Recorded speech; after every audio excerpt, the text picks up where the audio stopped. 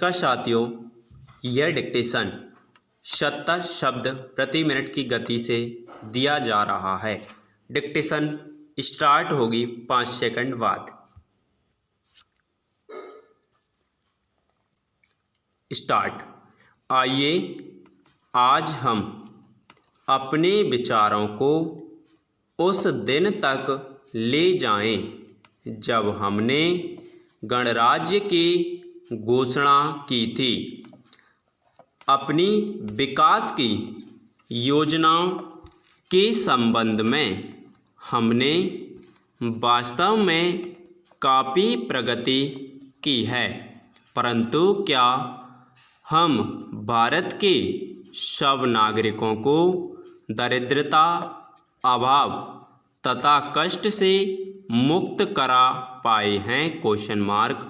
प्रकृति की शक्तियों को अपने अधीन करने और जनता के कल्याण के लिए उन्हें नियंत्रण में लाने की दिशा में भी हम आगे बढ़े हैं, किंतु हम यह नहीं भूल सकते हैं कि कुछ महीने ही हुए हमें भारत के उत्तर पूर्वी प्रदेशों में भयानक बाढ़ का सामना करना पड़ा था, जिसके कारण यातायात के साधन छिन्न भिन्न हो गए और वहाँ की जनता को भारी हानि उठानी पड़ी।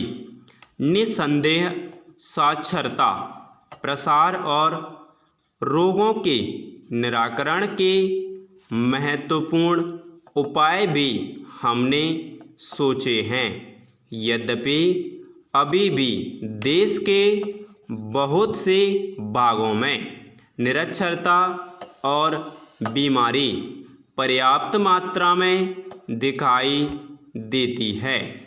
जन कल्याण की योजनाओं को हम बराबर आगे बढ़ाते रहेंगे, यह हमारा दृढ़ संकल्प है। इसमें संदेह नहीं किया जा सकता।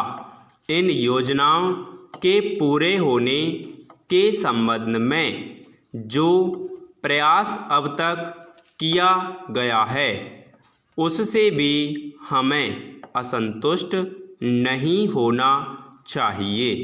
फिर भी जो कुछ अब तक किया जा सका है, यदि वह बहुत चमत्कारी नहीं दिखता है, तो उसका कारण यह है कि अभी निर्माण कार्य जारी है और समाप्त नहीं हुआ है।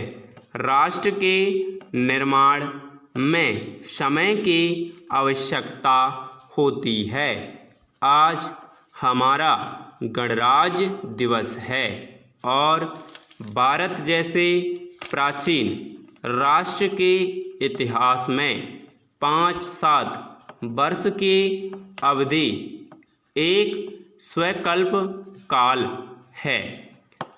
आइए अब हम विगत वर्ष की घटनाओं पर नज़र डालें और यह देखें कि विकास के कार्यों और निर्माण योजनाओं के दिशा में हम कहां तक आगे बढ़ सके हैं।